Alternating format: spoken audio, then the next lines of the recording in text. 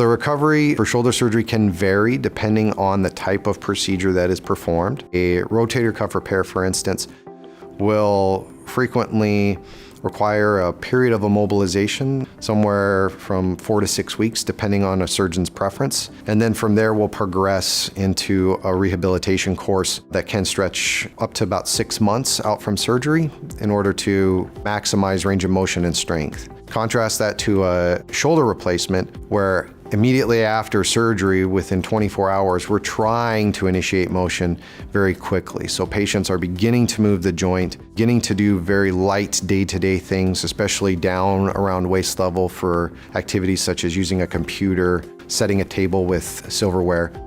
You can see there's a stark difference between the two just with two simple conditions that we commonly see.